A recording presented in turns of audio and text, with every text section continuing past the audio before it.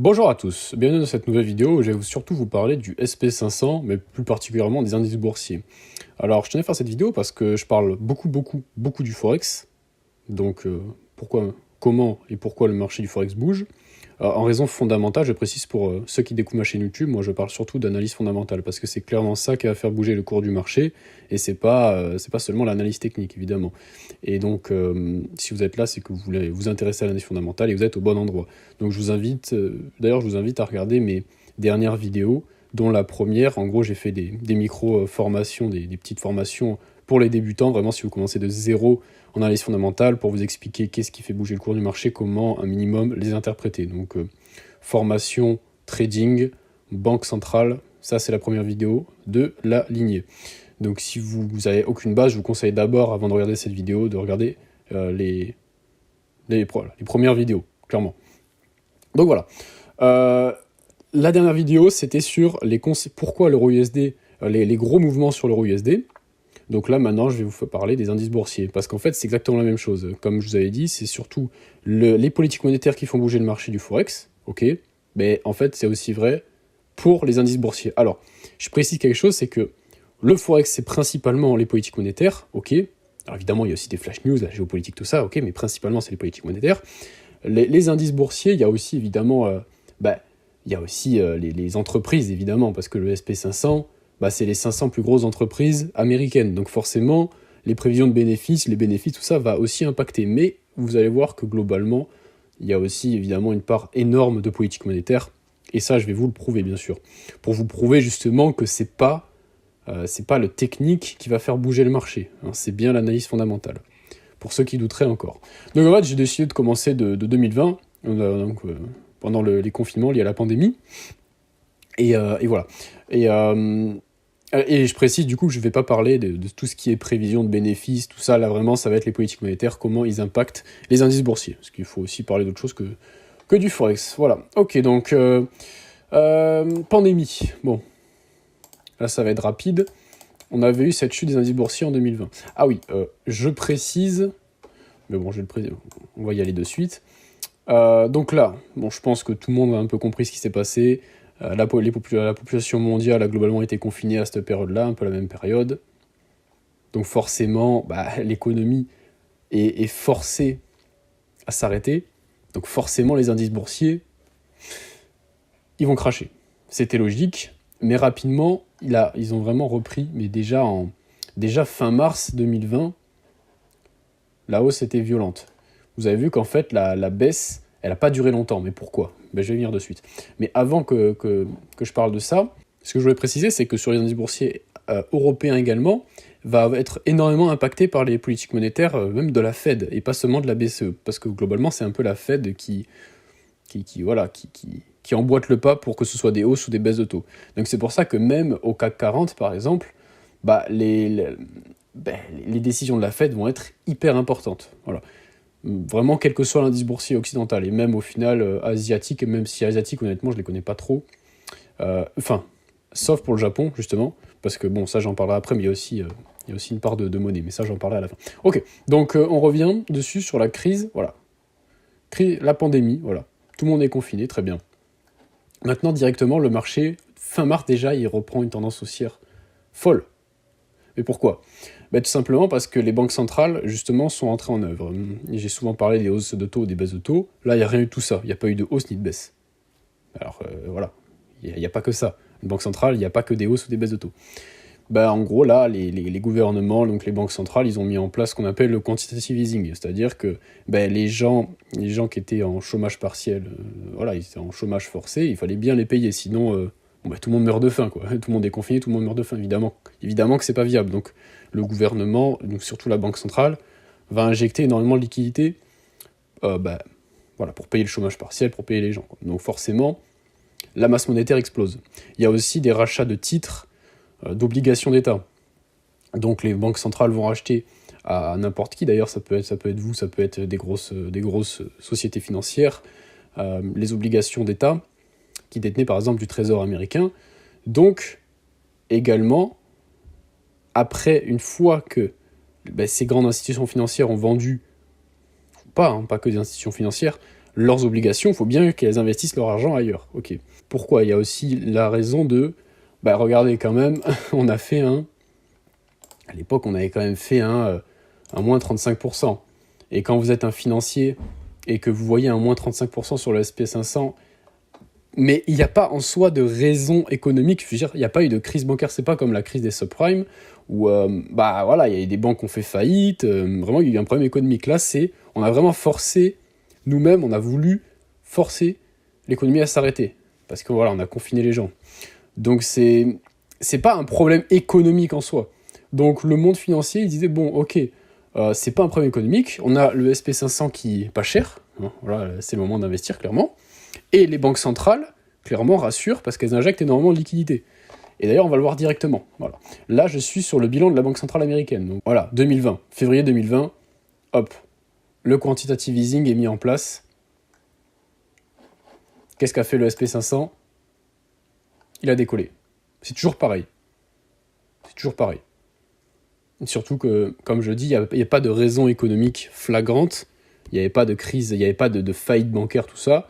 Donc voilà, le marché disait c'est bon, dès qu'il n'y aura plus le confinement, tout va repartir comme avant, surtout qu'il y a un excès d'épargne, parce que les gens n'ont plus beaucoup épargné, étant donné qu'ils ne sont pas allés travailler, ils ne pouvaient pas faire de loisirs. Donc après, les financiers, ils étaient évidemment persuadés que l'économie allait repartir à fond.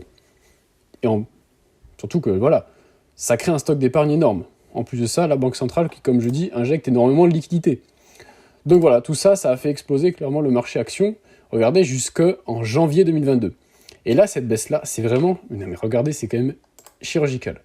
Le bilan de la Banque centrale américaine, il commençait à stagner pour après diminuer début 2022. Au moment où le SP500 a entamé sa chute. C'est incroyable. C'est chirurgical. C'est limite chirurgical. Pourquoi? Alors là, qu'est-ce qui s'est passé? Il ne faut pas oublier que injecter autant de liquidités sur les marchés, ça crée de l'inflation. Ça crée de l'inflation. Je vais vous montrer un peu dans le passé l'ampleur. Voilà. Regardez, là, par exemple, on est en 2008. Ça, c'est la crise des subprimes. C'est plus que la crise des subprimes et après, et même l'après-crise réunie. C'est énorme. Donc tout ça, c'est forcément inflationniste. Surtout que, voilà, vous avez beau payer les gens à ne pas travailler parce qu'ils sont confinés, à un moment donné, créer de l'argent, littéralement créer de l'argent, alors qu'il n'y a pas de richesse de créer, ça crée forcément de l'inflation. C'est logique. Donc c'est exactement ce qui s'est passé. Et donc là, la Fed à ce moment-là, mais c'est la Fed et la BCE, hein, c'est pareil, toutes les banques centrales ont été confrontées à la même chose. Globalement, hein, il y a un peu des cas exceptionnels comme la Suisse et le Japon, mais bref, ça, c'est pas le sujet. Voilà, donc à ce moment-là, on était déjà fin 2021, début 2022, l'inflation a explosé, littéralement. Regardez, si on va je vais aller dans IPC États-Unis, hop, on va le voir directement. Déjà, en novembre 2021, on était à 6%, 7% d'inflation en novembre 2021. Je vous rappelle que les objectifs de la Fed, c'est ne pas dépasser les 2%. Donc là, le marché, et la Fed surtout, elle commence à se dire, bon, il va falloir qu'on arrête de faire qu'on arrête de faire du quantitative easing. La crise de la pandémie est passée. Donc il fallait arrêter. L'inflation s'emballait, voilà, on est quand même à 7%. Regardez, janvier 2022, on est à 7,5%. Donc là, il y avait urgence que la Fed agisse, donc en montant les taux d'intérêt et en réduisant son bilan. Voilà. Donc c'est ce qu'elle va faire. Elle va commencer à réduire son bilan. Taux d'intérêt, on va retourner sur le bilan de la Fed. Hop, il commence à diminuer. En même temps qu'on a des hausses de taux. Les premières hausses de taux ont eu lieu en mars 2022 de la Fed. Ok. Et regardez, en mars, c'est fin mars, là, on a une chute du SP500. C'est clair et net. Parce que le bilan de la Banque centrale se réduit et on rentre dans une crise inflationniste. Donc forcément, les indices boursiers, ça leur plaît pas. Parce que déjà, il y a un pouvoir d'achat pour la population qui va être rongé par l'inflation. Donc déjà, l'économie, logiquement, va moins bien marcher parce qu'il y a une inflation. Voilà, tout simplement. Mais surtout, parce que du coup, déjà, la Fed arrête d'injecter massivement des liquidités, même elle est réduite. Et surtout, les taux d'intérêt vont monter. Donc forcément, ça ne va pas plaire forcément aux indices boursiers. Voilà. Et c'est exactement ce qui s'est passé. le SP500 a chuté.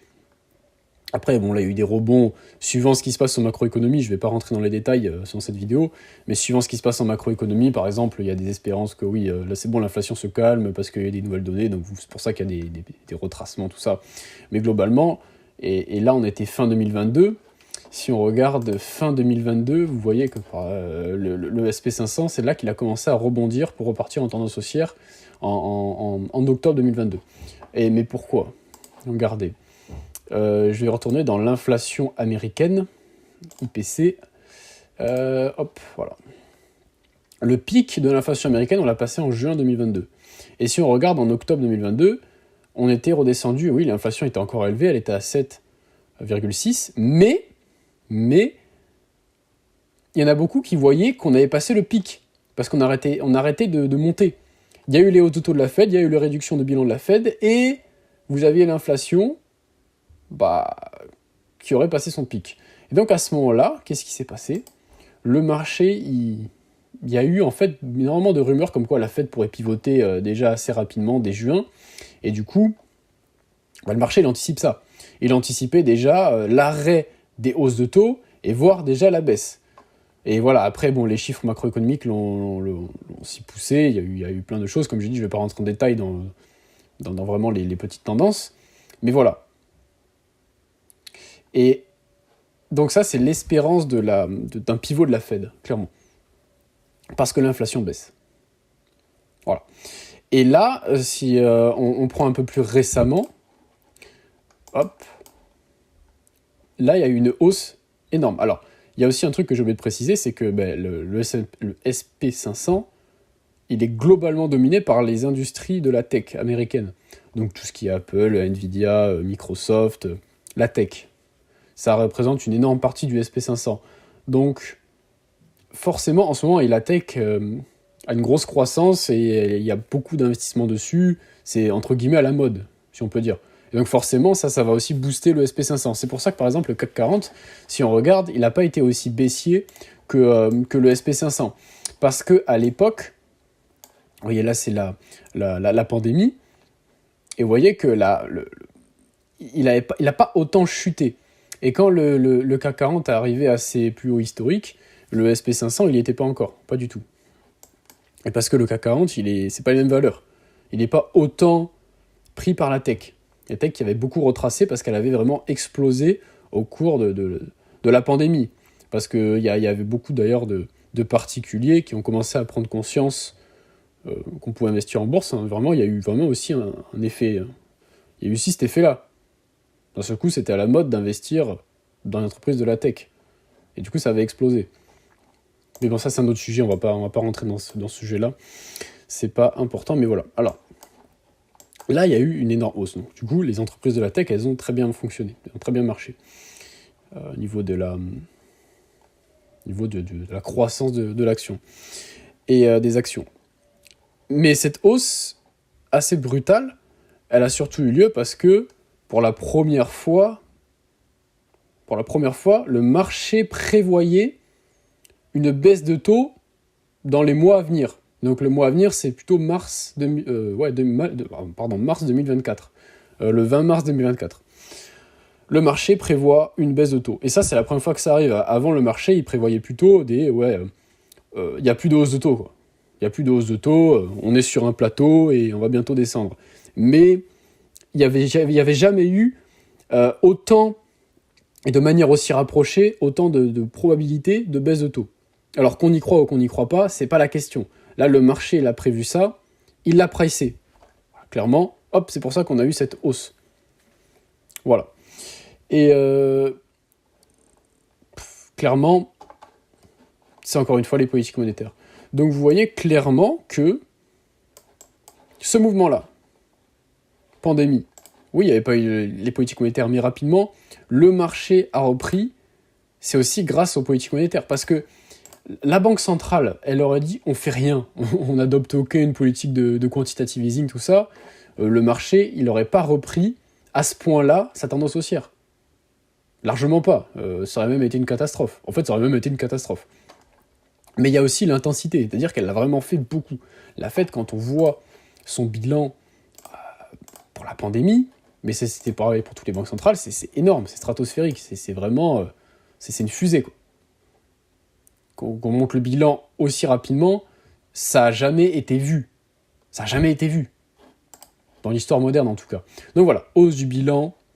Ok, très bien. Après, cette hausse du bilan, mais forcément, ça crée de l'inflation. Donc hop, on a un retracement du SP500 et de tous les autres indices boursiers parce que l'inflation, et donc parce que les banques centrales doivent grimper les taux d'intérêt et réduire leur bilan. Donc c'est fini la planche à billets qui a fait prendre de la valeur à tout ça. Et maintenant, voilà, le pic de l'inflation est passé, c'est très bien, voilà, tout est beau, l'inflation est vaincue, les baisses de taux c'est pour bientôt, hop, et ça reprend, voilà.